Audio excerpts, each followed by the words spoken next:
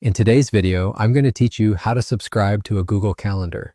This process is incredibly useful if you want to keep track of schedules that others are managing or if you need to follow public calendars, like holidays or school events. Let's dive right in and explore how you can do this seamlessly. First, you'll want to navigate to calendar.google.com and log into your Google account.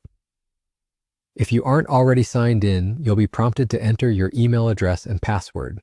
Once you've successfully logged in, you should see your main calendar interface, displaying your personal schedule and other calendars you might have previously added. Looking at the left sidebar, find the section labeled Other Calendars. Here, you'll notice a small plus icon, a gateway to adding new calendars to your interface. Click this plus icon and a drop-down menu will appear, offering several options on how you can incorporate new calendars into your dashboard.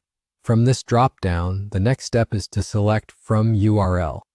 This option allows you to enter a calendar link that someone has shared with you, whether it's an ICS file or directly a Google Calendar link. You'll need to have this URL ready, so make sure it is copied to your clipboard beforehand for ease of access. Now paste your copied calendar URL into the provided field.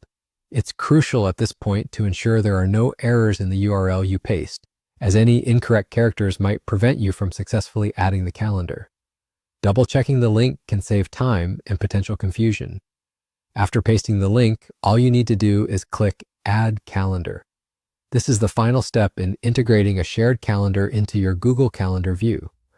Once completed, the new calendar will appear under the Other Calendars section, and you can toggle its visibility as per your preferences. Moreover, Google Calendar offers an interesting feature where you can subscribe to theme calendars like holidays, various sports schedules, or moon phases. To do this, again click the fuss next to Other Calendars and then select Browse Calendars of Interest.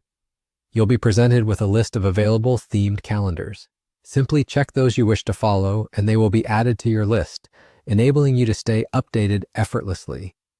Remember, these subscriptions are flexible. You can view, hide, or remove them at any time, giving you control over the information you receive. This functionality allows Google Calendar to cater to both personal and professional scheduling needs with ease. And there you have it, a comprehensive guide to subscribing to a Google Calendar. Thank you for watching, and feel free to revisit this video anytime you need to refresh your memory on these steps. Until next time, happy scheduling.